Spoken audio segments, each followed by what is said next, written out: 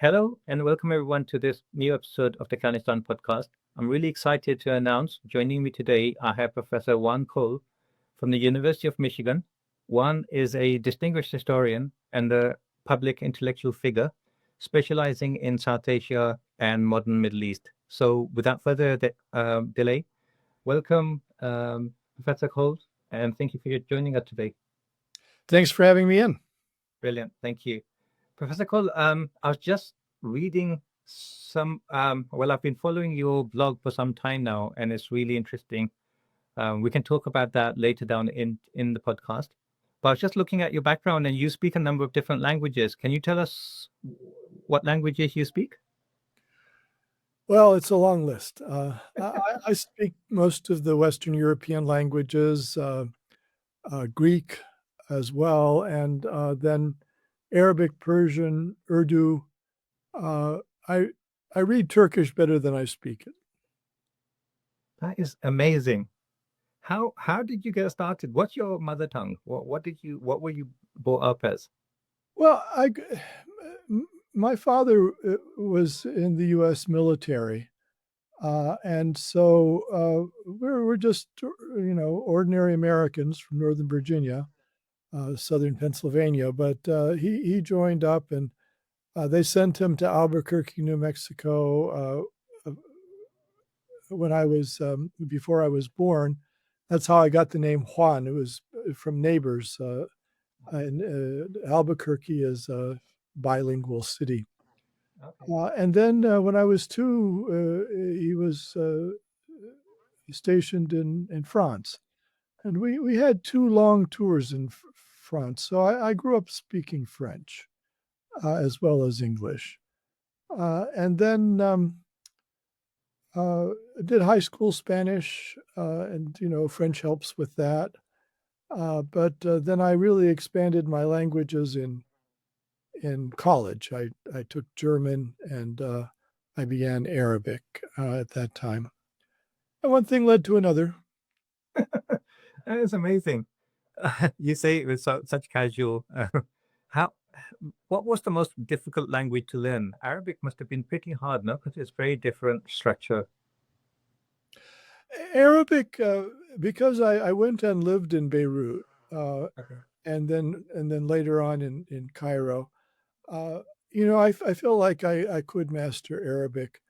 And then I found Persian and Urdu. Hindi, Urdu came to me pretty easily, as well as Indo-European languages. So the most difficult one that I faced was Turkish. That I never lived in Turkey, and it's a difficult language, I think, to master from afar. Professor, अगला interview Urdu में करेंगे. We'll do the next interview in Urdu. जी हाँ, मैं तैयार हूँ. Amazing. So, Professor, you've written a number of books, very influential books. I'd like to talk about that, but before we get there, you've translated some books as well from Persian and Arabic. Would you like to tell us about some of those?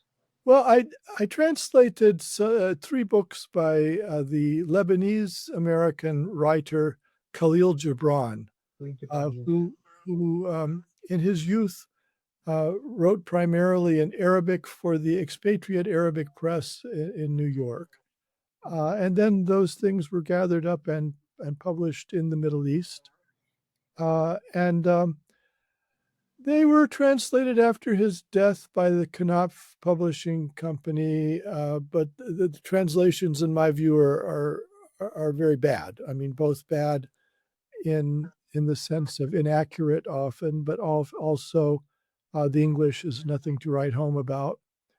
And so in the 90s, I cooperated with a friend of mine who had a book publishing company and brought out 3 volumes of freshly translated Gibran works. He was most famous for his book, The Prophet.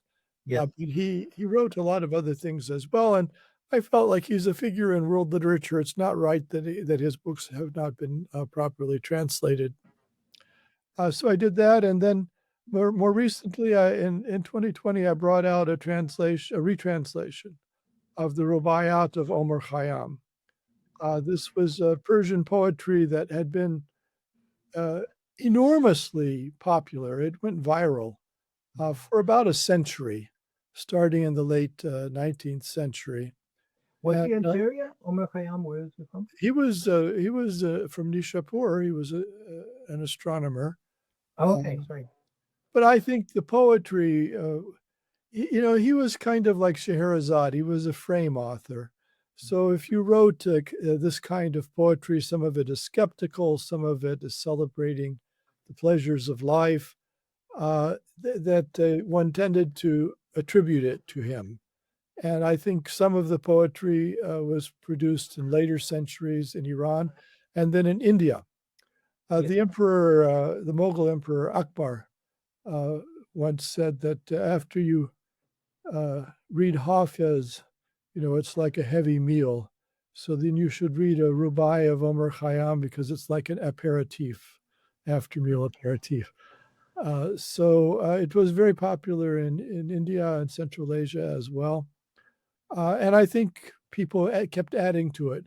There was a famous publisher of Persian and Urdu works, Nawal Kishore, in Lucknow.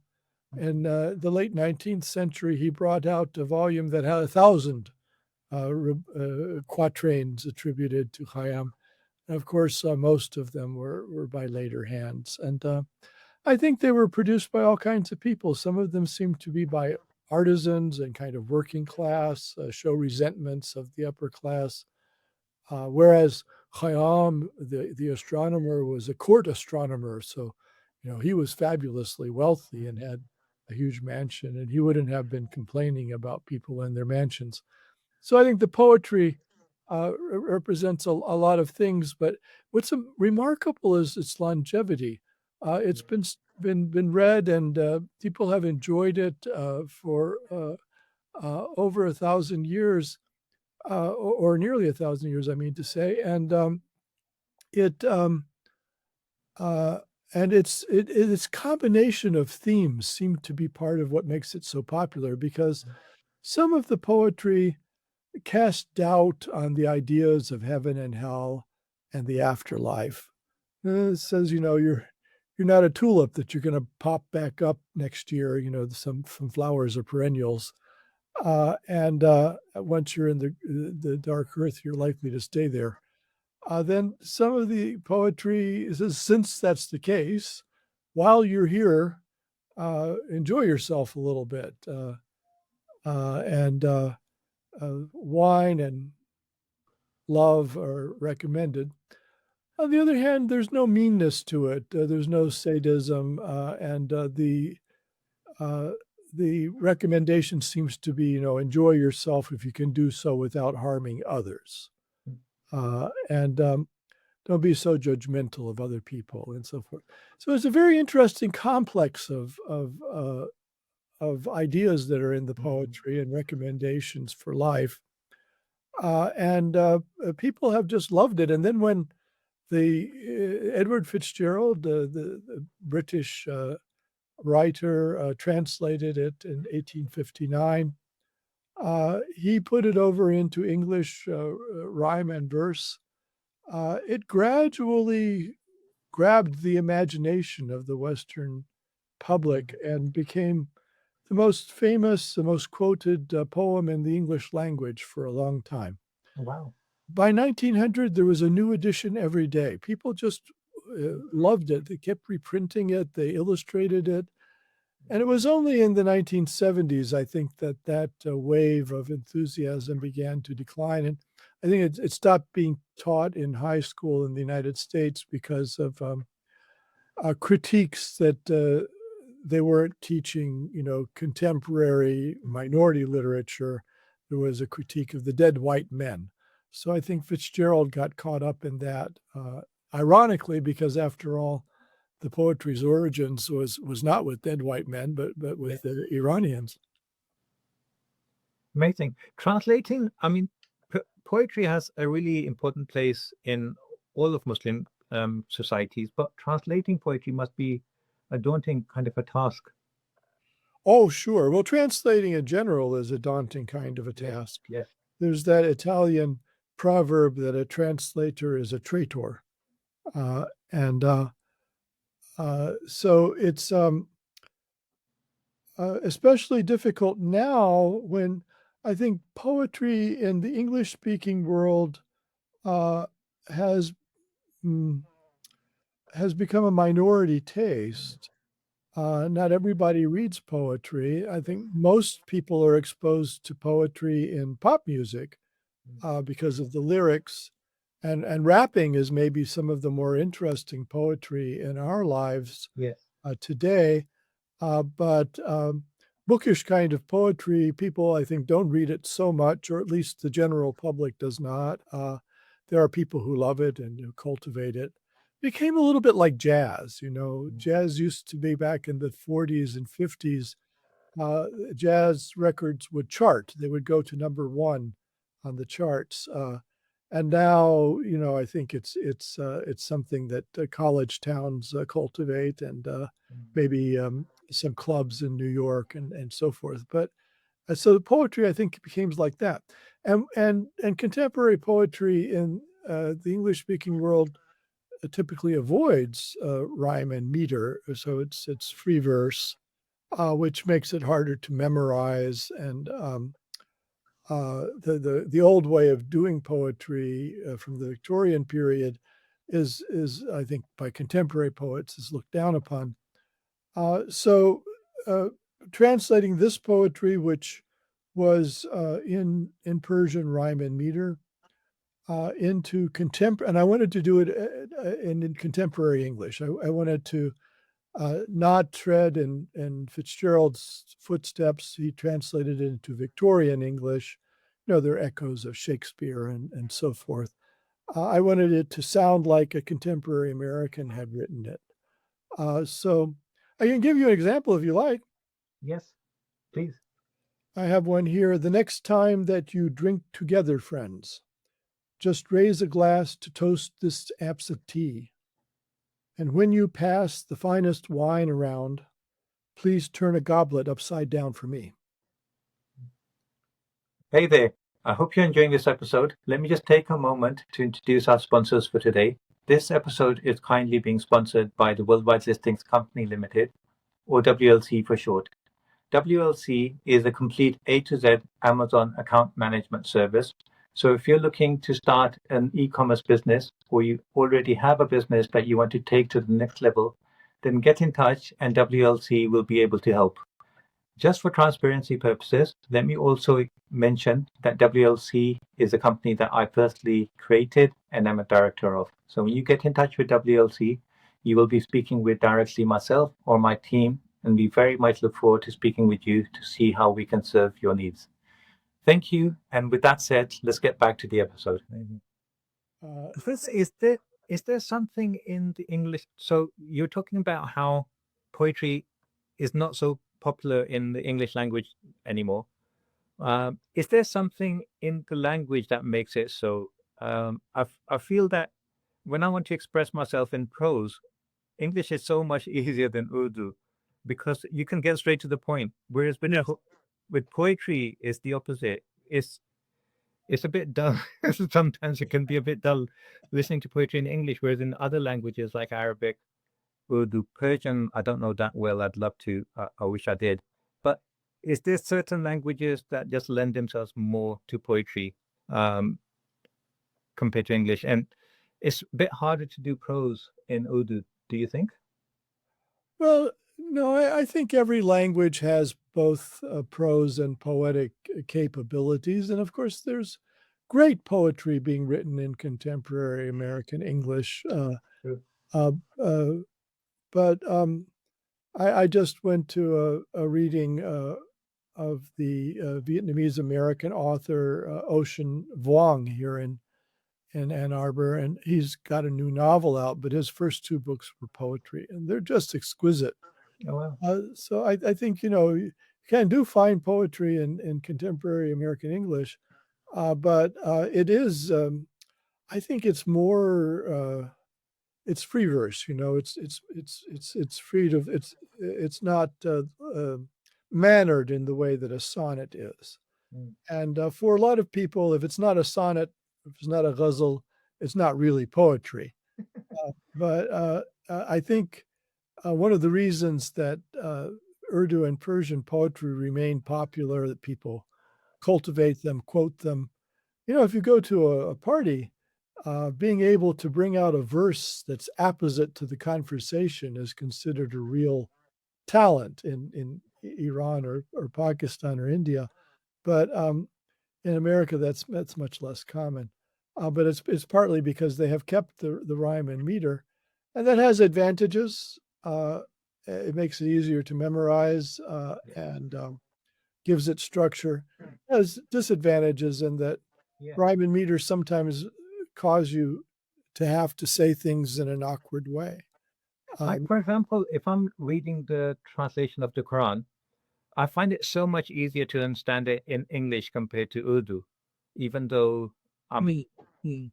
I have no problem reading or understanding Urdu, but I just find it so much easier. So yeah, it's interesting. Did you, by any chance, did you get a chance to read Allama Iqbal? But also, there's another poet, a revolutionary kind of a poet in Pakistan.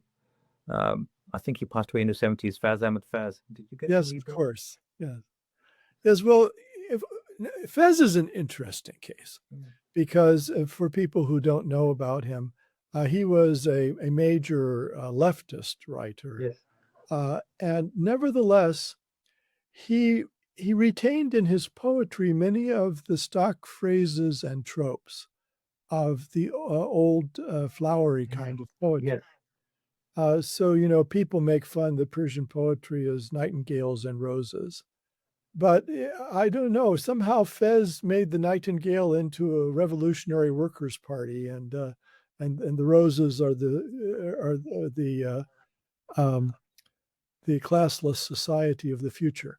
He reinterpreted all of these symbols and phrases in leftist terms, and stood up for working people. He was in Pakistan. He was an early supporter of the dock workers and unions. Yes.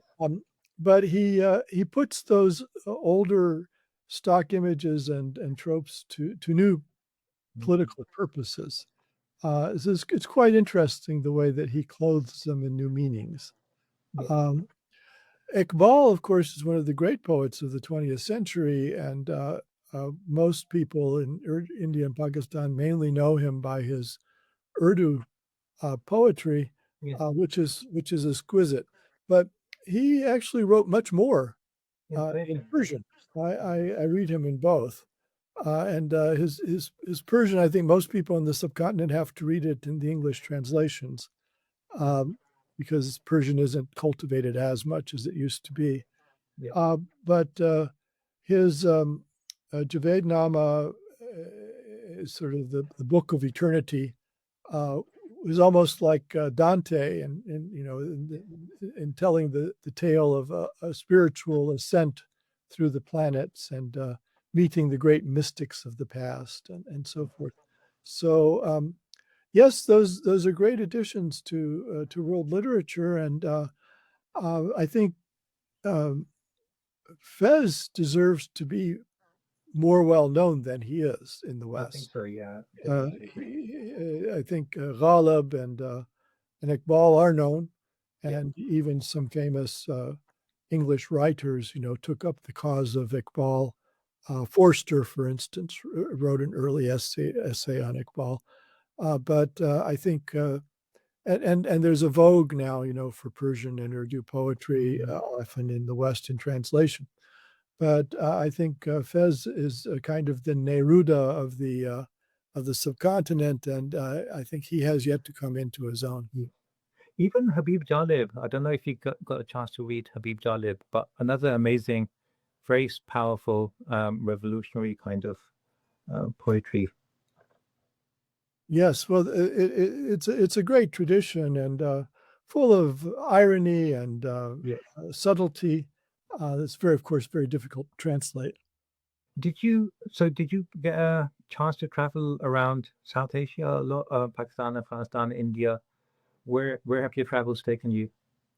Oh yes, well, I have been to the subcontinent on a number of occasions, and I spent a lot of time there in the early '80s, and I was researching a book And in the subcontinent, one of the wonderful things about it is it has a very rich manuscript heritage. There are many books that have never been printed, and they are in manuscript depositories, whether governmental or endowments, all through the subcontinent. So, as a historian, it was both a challenge and a delight that in order to find all of these sources, I had to go to Calcutta, I had to go to Allahabad, I had to go to Bihar, to Patna, I had to go to Lucknow, I had to go to Delhi, I had to go to Lahore, and every place I went, there would be these manuscripts in Persian and Arabic and Urdu that had never been published. So the only way you could consult them was to physically go where they were being held and request them. So I would say I'm a grand trunk man. Been at every place between Calcutta and the Khyber Pass. Wow. When's the last time you were there? Oh, I haven't been for years. I was there in 2016. I was invited to give a talk at the Indian Historical Congress. So I went at that time.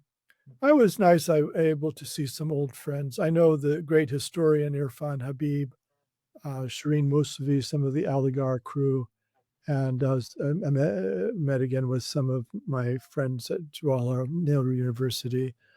So that was a good trip, but it was just really a week or so. Sounds lovely. Let me know if you ever plan again. It'd be amazing. Yes. Also, so you've written a book, a biography on the Prophet Muhammad, may peace be upon him, Muhammad, the Prophet of Peace. Do you want to tell us a little bit about that? Because it's a very influential book. It's also a lot of people have said that that's the first book that they ever read on the Prophet, and it kind of started the curiosity, a journey of learning. Wonderful. Well, sure. I was a religion major as an undergraduate, and actually wrote an undergraduate paper on Iqbal. And as a graduate student, I was trained in Islamics and early Islam, as well as later history. And I'd always been interested in the origins of Islam, the Quran, the early period, the biography of the Prophet. And in Europe and the United States, a tendency grew up in the late 70s and after to be extremely skeptical of the later Muslim sources about early Islam. Because, there's this 130 years of silence.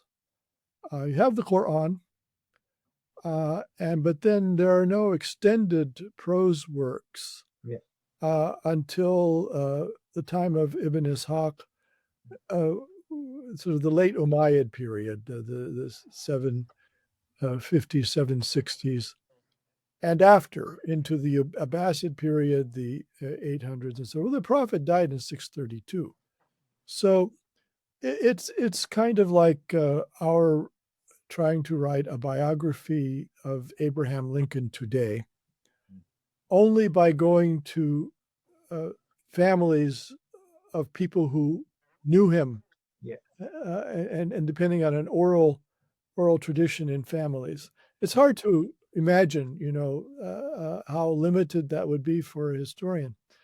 And of course, the further you get away from the original events, the more opportunity there is for people to embellish the stories that they tell. It's not that they're dishonest, but it's in the character of narration as a human being. You fill things out, things start to come in threes, and if anyone has their children's game in the United States, I don't know what you call it, but we call it telephone, where a child will whisper a phrase to the child next Chinese whispers, yes, and then go around the room. By the time you get back to the other side, it's unrecognizable often. So Western scholars became, I think, unduly critical of the later Muslim tradition. They wanted to bring in more of the contemporary accounts from Greek and Syriac and even Armenian, which often didn't look very much like what was being said in the Muslim sources.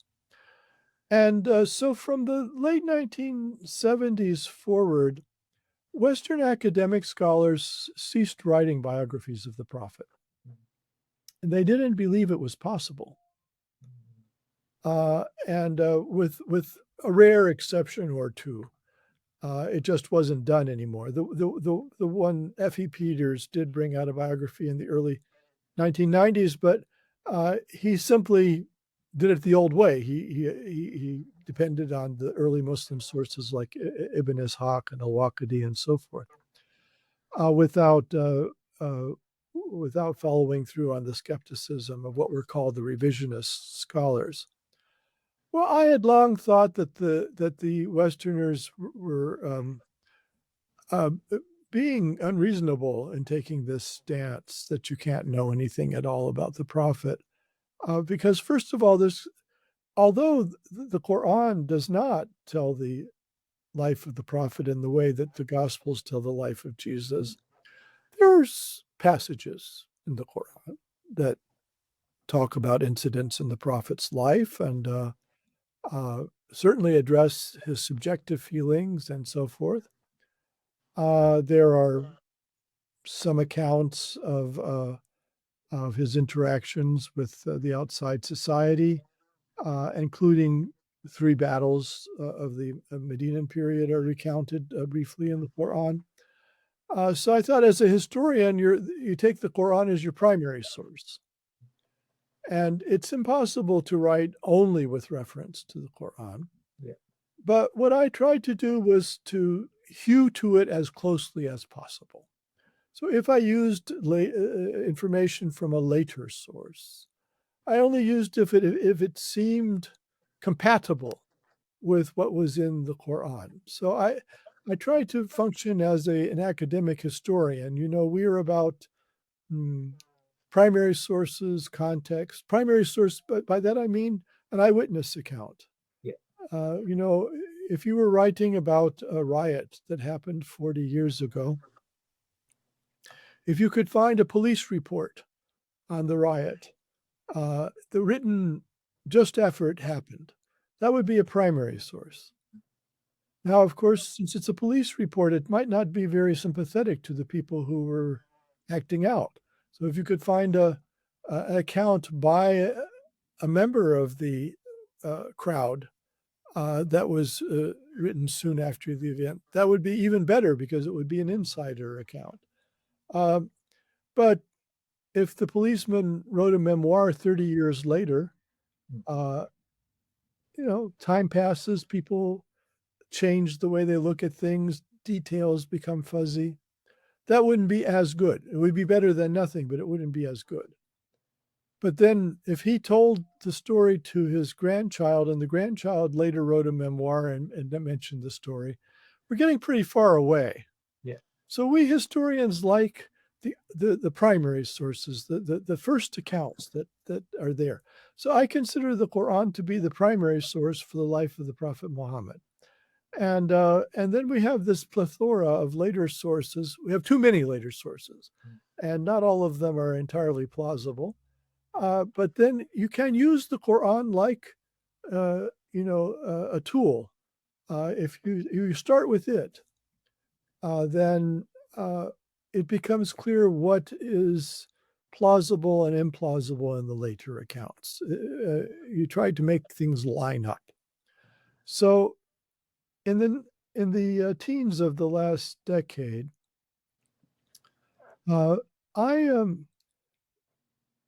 had been commenting on Islam and Muslims and United States foreign policy because of the 9/11 and September 11th, 2001 attacks on New York and Washington, D.C. by al-Qaeda, and then the Iraq and Afghanistan wars that followed in the train of that incident. And I had a blog that was very widely read, and I was often asked to write op-eds, opinion pieces for newspapers and journals. So I had gotten out of only writing for other academics. I wasn't writing the 600-page tomes for Harvard University Press. I was commenting in public on television or at my blog. And I had a comment section. And occasionally, when people would allege that Muslims are inherently violent, which is just racist, saying anybody is inherently anything is always racist. I would point to some of the verses in the Quran, which talk about peacemaking and reconciliation, and there are a lot of them. And my readers actually disbelieved that those were in the Quran. They had trouble accepting this.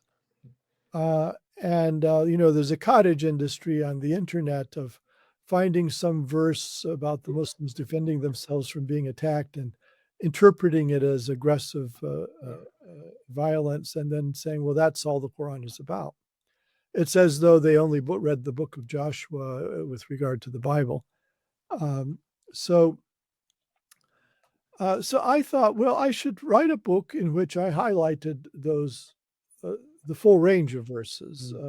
I don't deny there are verses in the Quran about how to fight a war, but I think it's a defensive war, and it's not very much of the Quran. That's what I'm telling people sometimes, that like, if we take a book on modern surgery and take things out of context that are talking about how to make insertions and how to amputate, and it looks like this is a really violent book.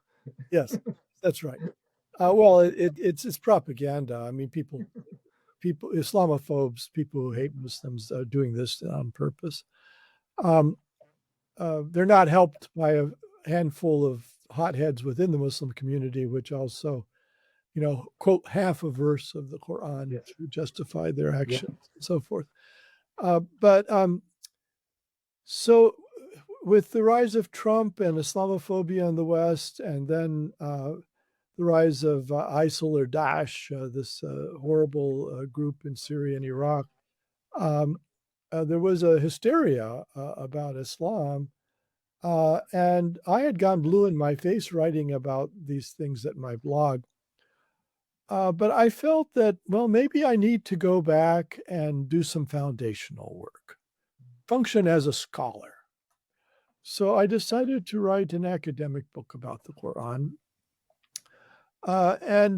My editors, because I wanted it not to be a tome, I didn't want it to just sit on the shelf of a university library.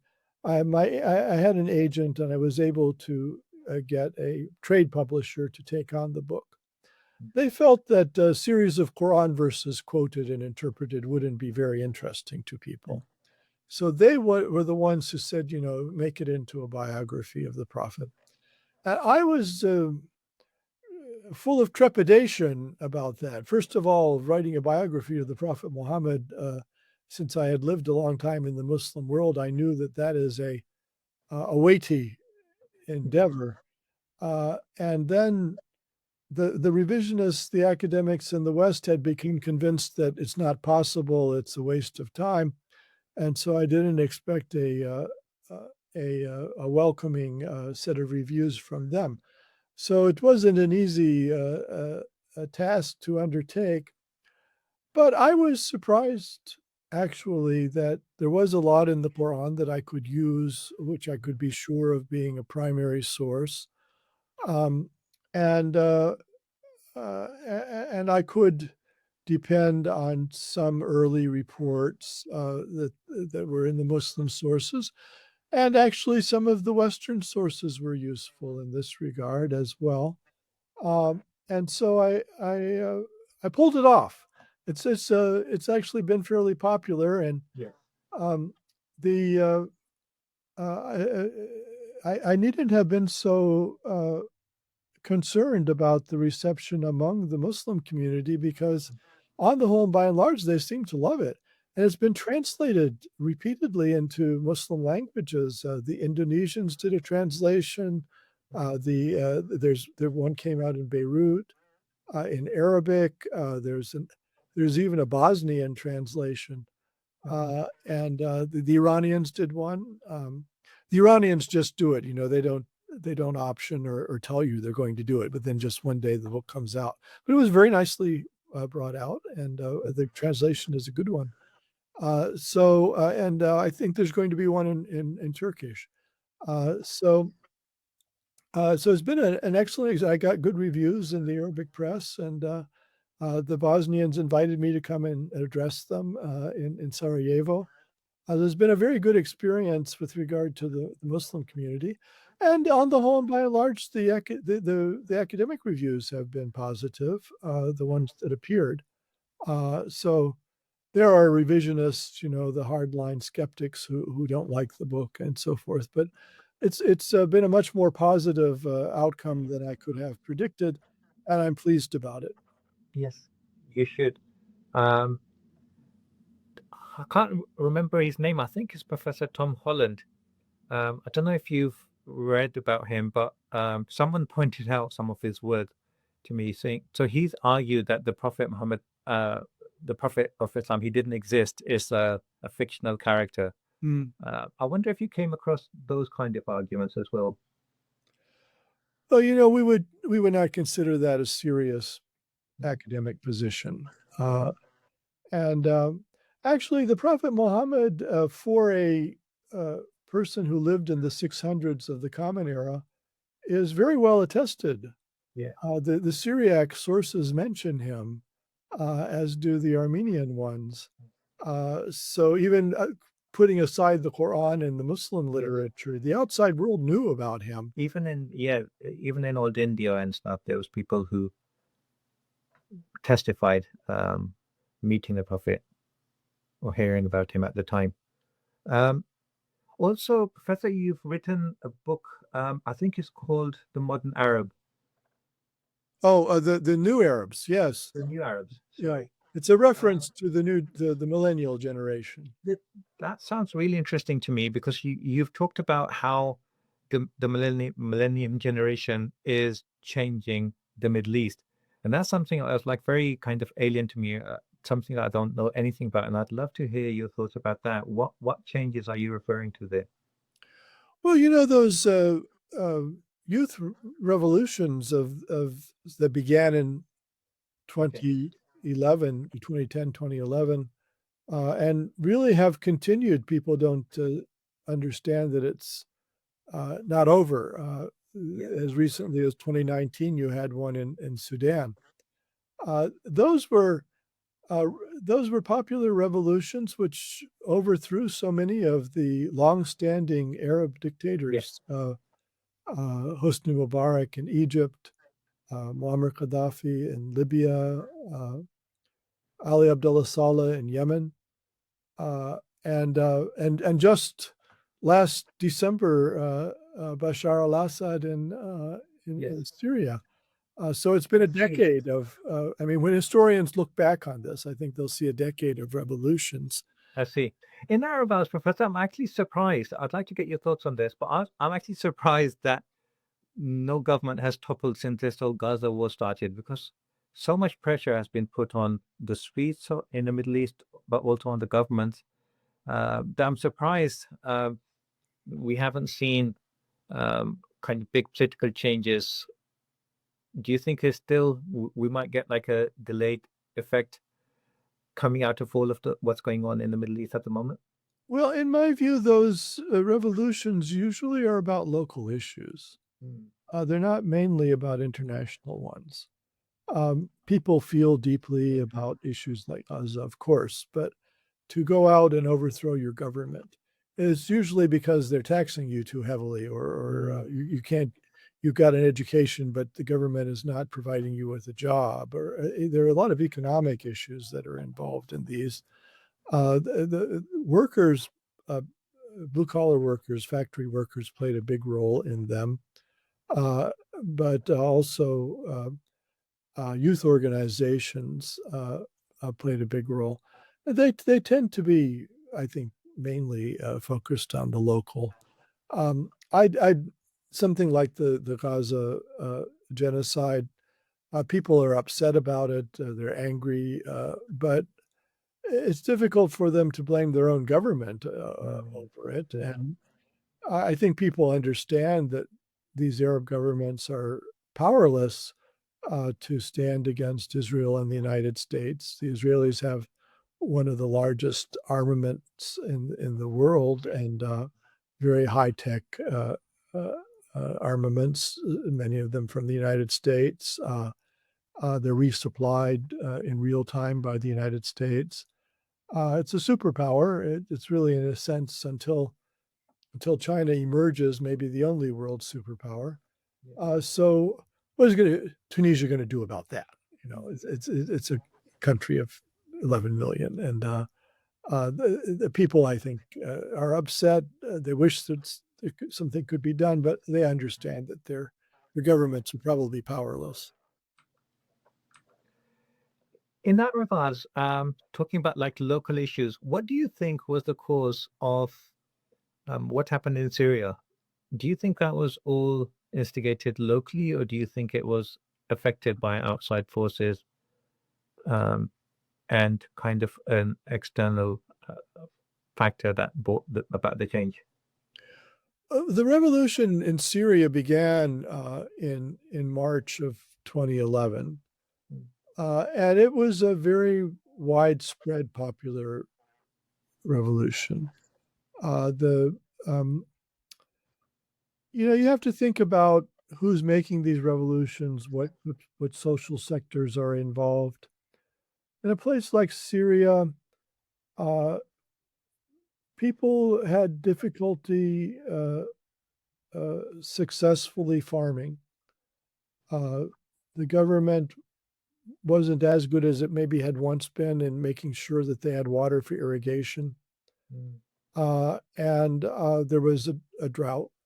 And so people came to the cities, they left their farms, and they looked for day work, as construction workers, building buildings and so forth. And sometimes there's such work, sometimes there's not. And so they would settle in shanty towns surrounding the city. So in places like Homs in the middle of Syria, uh, uh, and um, uh, and so their lives were marginal. They didn't know where the next meal was coming from, and at the same time, the government had once been dedicated to socialist principles. It was the Ba'ath Party was the socialist Arab nationalist party. The real left wouldn't approve of the nationalism, but there was this tendency in the Arab world to mix leftist politics with nationalism. And that produced the Ba'ath Party in Iraq and Syria, the Nasserist Party in Egypt. Um, and so there was a big public sector, and people felt like the government should be taking care of them. But there was enormous pressure from the West, and especially from the 1980s and 90s forward, on these countries to shrink their public sector, to have a bigger private sector, to encourage more entrepreneurialism. But often what it meant was the establishment of new private monopolies. And sometimes state actors would be the ones that did this. So, if the International Monetary Fund comes to a country, it says, well, we'd like to loan you money, but you're wasting a lot of money with subsidies, just giving it out for people to buy bread with. Well, that's not productive. It's not an investment. It doesn't turn into anything. You might as well take the money and bury it in the ground as to give it in a subsidy. So they said, if you cut the subsidies, then we'll give you the loan. Well, economically, maybe that's all true, but if you're a poor peasant in Syria or Egypt living on $2 a day and your bread is being bought by a government subsidy, if it's cut, then that's a very bad news. And it's all very well to hope for private enterprise and entrepreneurialism to make up the difference, but often it doesn't happen at all, or it happens very slowly. And so Syria was getting poorer by international standards. The poverty rate was increasing in 2009, 10. And the farmers were not getting the water they needed for their crops. And the uncle of the dictator, Bashar al-Assad, was the one who got the concession for the telecoms. So, you have cell phone companies that try to make money by giving you a signal, selling you the phone. That went to a member of the al-Assad family. And then also, like, they didn't have credit cards before. They introduced credit cards. Credit cards take 3.5% to 5% on your purchase, and the merchants are willing to pay for it because people buy more with the credit card than they would with cash. Well, that concession of the credit cards also went to a member of the al-Assad family. So people increasingly felt that instead of a socialist government that was taking care of them, they were being ruled by Alibaba and the 40 Thieves. This public sector was shrinking, poverty was increasing, and the people in the shanty towns felt it most powerfully because they were already living on the edge. But then the regime was very repressive. You couldn't criticize the government. You couldn't suggest new policy. They took you away in the middle of the night. They tortured you. There were 10,000 prisoners were tortured to death. Once they were already prisoners, I mean, they were helpless. They were in state custody, but then they were tortured to death anyway. And so it was a horrible regime. And the young people in particular at some point shed their fear and came out against it. Yeah. The regime very cleverly analyzed the situation and realized that if this popular revolt was seen in the West as democratic in character, that it would receive Western support. And that would be deadly to the regime. But they felt that they could reconfigure the revolt as being a Muslim fundamentalist revolt, as being by al-Qaeda. Yeah. And so they attacked the young people. Young people would come out for a peaceful demonstration. Troops would come and shoot them. And this went on for several months. What would happen? After a while, the young people would try to find guns to defend themselves. And then it turns into a civil war. And the West was now willing to fund a civil war in Syria. And the young people looked around who wanted to overthrow the government, and many of them had democratic commitments. They hoped for elections and so forth. But who would give them money is the Gulf. It was the oil monarchies, and not just the governments, but there are lots of billionaires amongst them who were willing to support this movement. They hated the Ba'ath because it was socialist and dominated by the Alawi Shiite population. Yeah.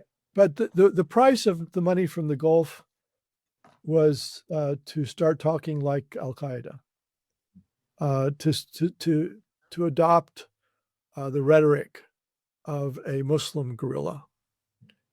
And so they became unlovely to the West. Who wants to support an al-Qaeda affiliate and help to bring it to power after they attacked the West so many times?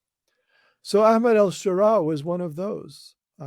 He who is now the president of Syria, but he founded the Jabhat al-Nusra, the support front, which was explicitly an al-Qaeda affiliate and was in contact with Ayman al-Zawahiri, the second leader of al-Qaeda after bin Laden was killed.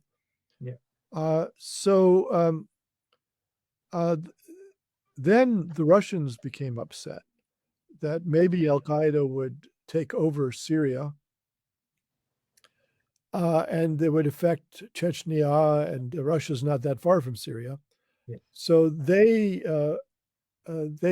intervened. They used their air force to bomb the guerrillas, and they defeated them. And Iran also sent ground troops, mainly Shiite militias from Lebanon and Iraq, and they were given air support by the Russians. So it was this very odd Russian Eastern Orthodox Christian intervention in alliance with Iranian Twelver Shiites against the largely Sunni Muslim Brotherhood or Salafi guerrilla groups. And initially they won. But then in 2022, when Vladimir Putin turned his attention to the Ukraine, the Russians got out of Syria largely and stopped bombing on behalf of the regime. And the remaining rebels were then facing no international intervention. And with support from Turkey and Qatar, were able to take over the country. So, it's you ask whether it's an international intervention or a grassroots movement. I think it's both. Yeah. How do you see the recent meeting between Trump and Ahmed Bashar? I think it's a positive thing. I mean, a lot of people are very mistrustful of al-Shura and his circle as being these hardline Salafis who eventually want to massacre the religious minorities and to cover up women and commit a genocide against the Kurds and so forth. So those suspicions are not unfounded, and it is right to be suspicious of this government. It is a hardline government. But when they were running the northern province of Idlib for the last few years, they didn't commit massacres for the most part, and left people alone to some degree. And so there's hope that they'll be pragmatic in their actions. But I don't think the right way to control them is with sanctions, because the very heavy sanctions were put on Syria by Europe and the United States against the Ba'ath regime of Bashar al-Assad. And those were still in place, which meant that under the new government, reconstruction couldn't take place. If the Saudis wanted to spend money on building a building in Syria, because a lot of the buildings have been knocked down by the war, the Saudis would risk being targeted by the United States Department of the Treasury, because there are third-party sanctions on Syria from the United States. So that's not good for ordinary people in Syria. They need an influx of investment and rebuilding of infrastructure to put the country on a better standing. And so if you have a problem with Shura, then sanction Shura, but don't sanction the entire Syrian people. So I think President Tayyip Erdogan of Turkey, Sheikh Tamim in Qatar, Mohammed bin Salman, the Crown Prince of Saudi Arabia, were able to convince Trump that it was not right to put countrywide sanctions to keep them on the ordinary Syrian people and to interfere with reconstruction. So I think it's a positive development if you're looking at it from the point of view of the Syrian people. But I agree with critics that this government, one needs to keep an eye on it. Yeah, because I think, as far as I understand, I think he's still, through United Nations, designated as a terrorist. So it's a bit tricky situation. But also, I do think that Ahmed al-Shara is going to find it difficult to rule over Syria unless it becomes more tolerant of Shias, Alawites, Druze, all of the other minorities, because simply they don't have enough numbers to rule over the whole country by themselves. But also, there's so many external factors involved at the moment. People coming from Chechnya, from China, from all over the place, supporting them. So at some stage, those people will have to leave the country. So I think at some stage the government will either have to become a bit more inclusive or risk um, a big revolt against the central powers. Yes, I think that's well said. Syria is, about 35% of the population are minorities of one sort, ethnic or religious, including the Kurds, who are 10%. But then, of the 65% of the population that are Sunni Arabs, most of them are not Salafis, or Yeah. they're not fundamentalist Muslims. Many of them had grown up under the Ba'ath to be secular-minded people. Yeah. When I've told this story many times. When I was young, I was traveling in Syria, and I was at the university. And when you're in your 20s, you fall in with people easily. So I fell in with a group of Syrian students, and I could speak Arabic, so they were interested in me. And we got to talking, and one of them asked, do you have any regrets in life? We were only in our early 20s, so we hadn't lived that long to have regrets, but that question came up.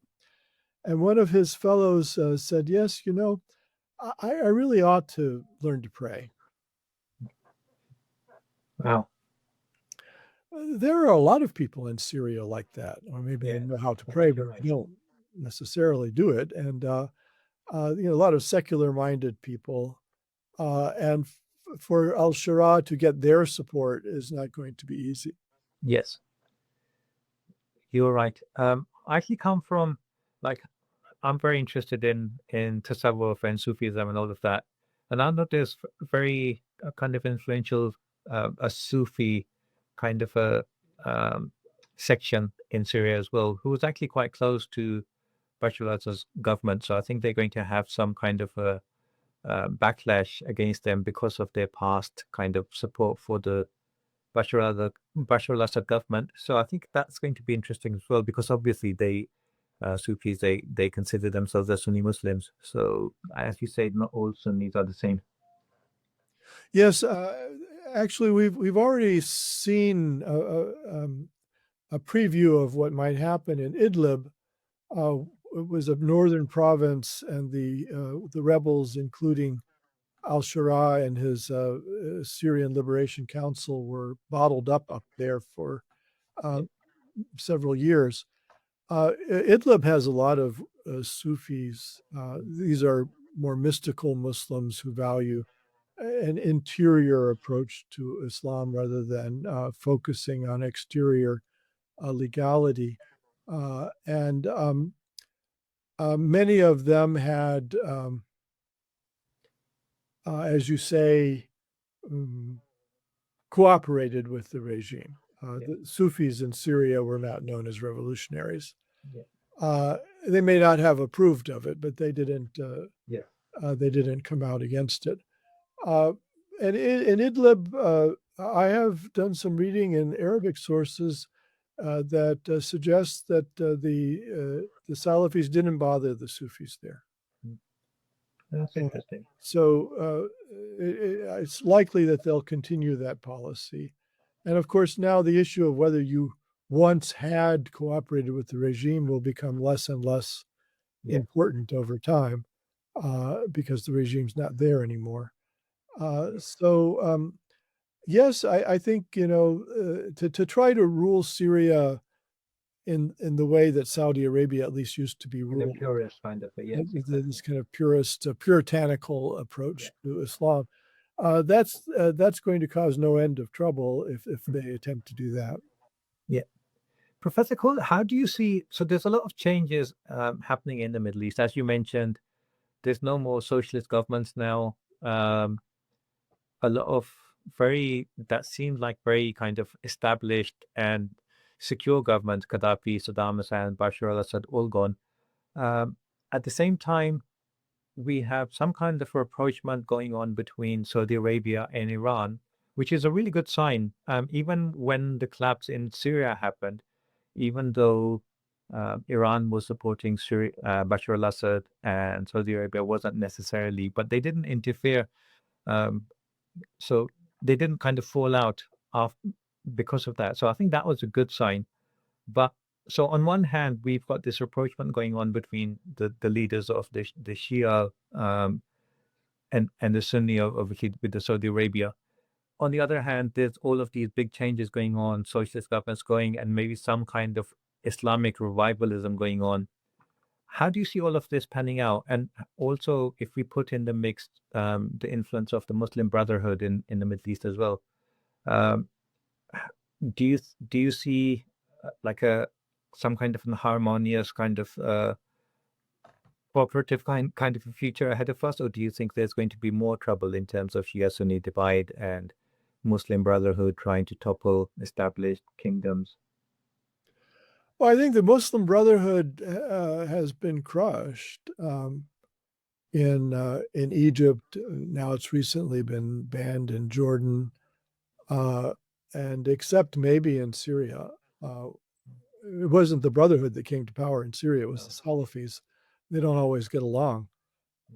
So the more nationalist kind of trend, at least at the level of the government, has come to power in several places. And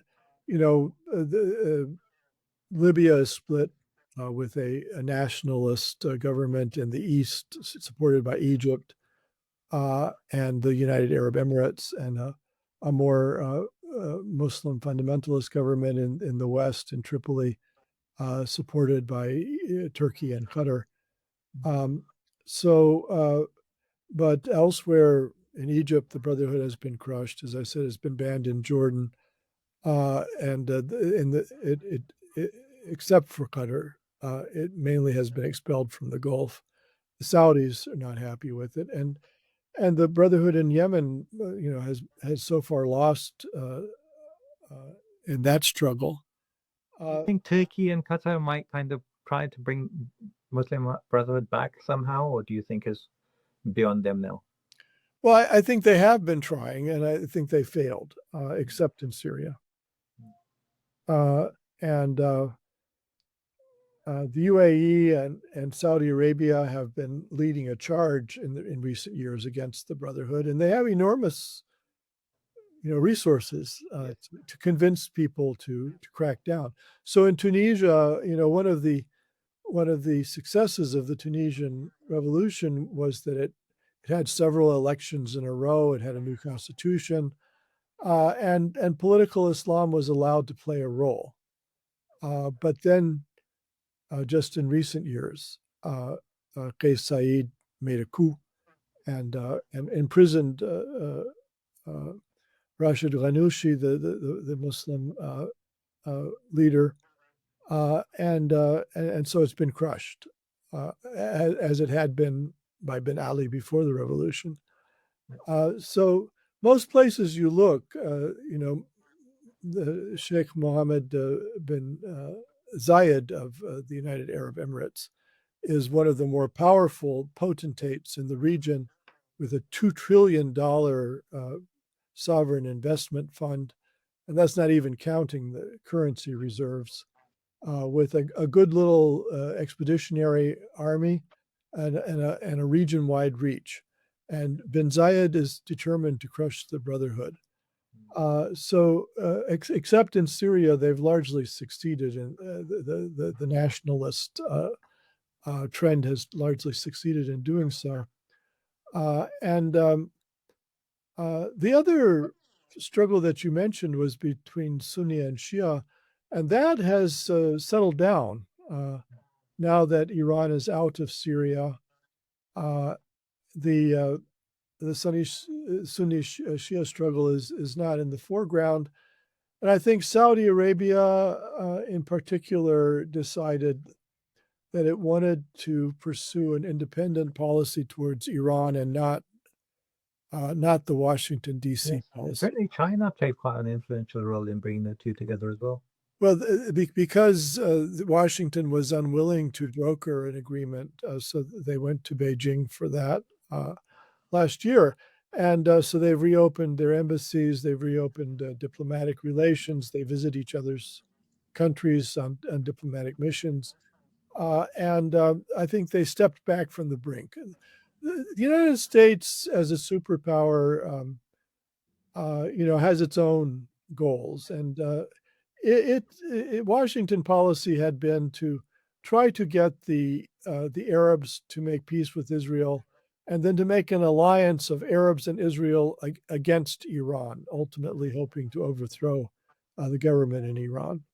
Yeah. And this Washington policy is frankly daft, because how could Saudi Arabia recognize Israel under the current conditions? It's genociding the Palestinians in Gaza. Mohammed bin Salman admitted that he's afraid he would be assassinated if he did such a thing. His people would be so angry, and so this alliance with Israel business is not going to work out very well in the at least in the medium term.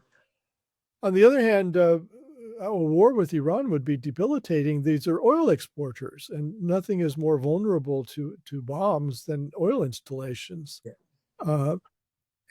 So the Saudis, as you say, asked the Chinese to mediate and to get better relations with Iran.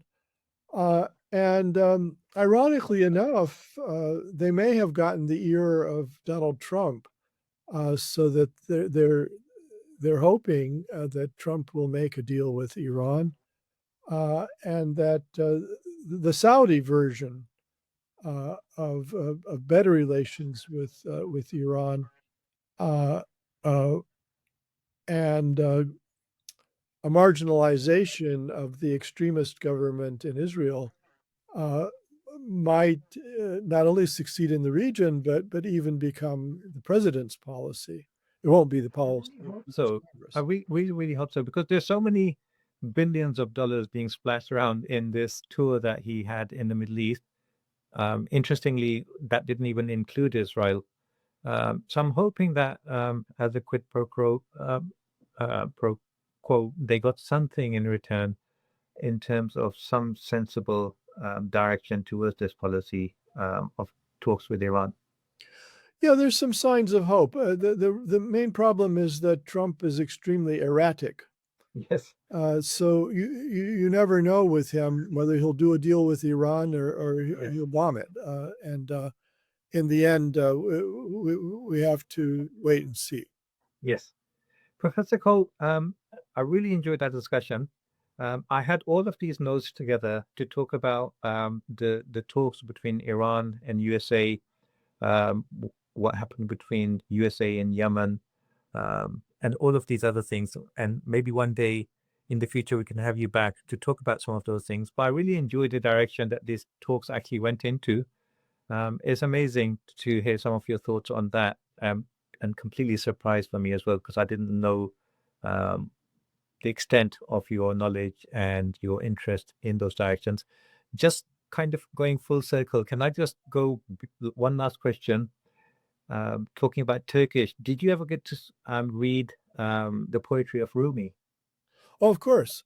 Well, Rumi wrote in Persian, although he lived in what is now Turkey, in Konya. Of course, yes. But his verses in Persian. In fact, I just published with there's a Muslim small liberal arts college in Berkeley, California, named Zaytuna, Yes. and they have a very nice magazine of generalized essays. They're not academic tomes, called Renovatio.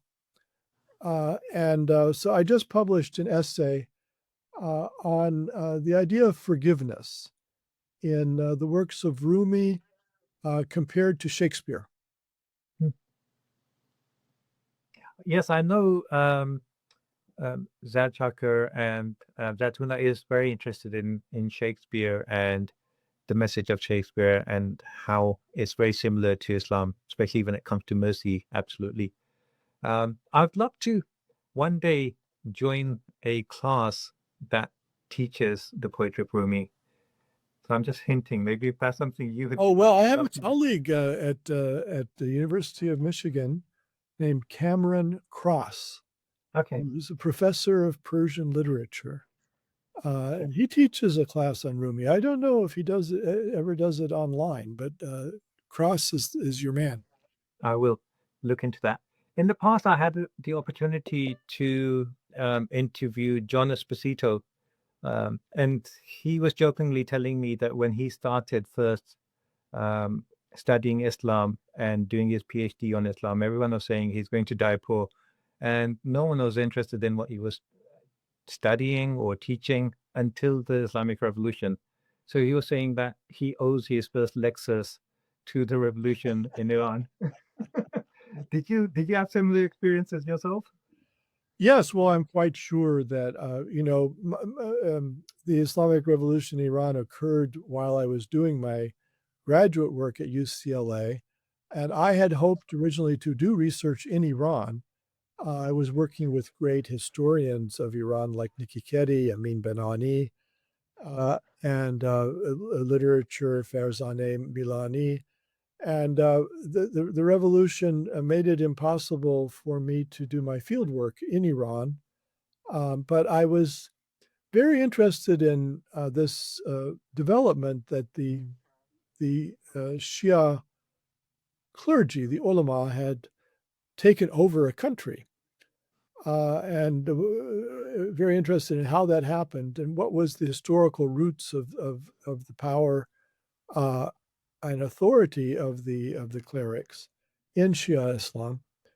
And so, since I couldn't do the research in Iran, I looked around at other places where there had been Shia polities, governments run by Shiites, and I discovered Awadh in India from the time of the fall of the Mughals in the 1700s until the Great Rebellion in 1856, had a Shia king and a court, and ulama flocked to it and were given emoluments to write books. And so I looked at the manuscript catalogs and discovered that there were large numbers of Persian and Arabic manuscripts in Lucknow about this subject. So I ended up writing my first book. It's called The Roots of North Indian Shiism in Iran and Iraq, on that subject. And I'm quite sure it's what got me my job at the University of Michigan. So Juan Esposito and I are both very grateful to the Shia. That's amazing.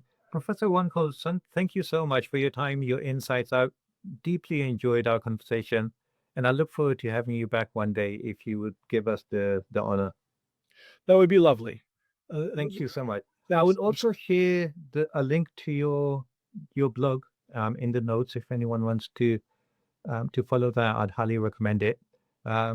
Please do share with me any other links that you might have, your publications or social media, and I'm sure people would be interested to learn more.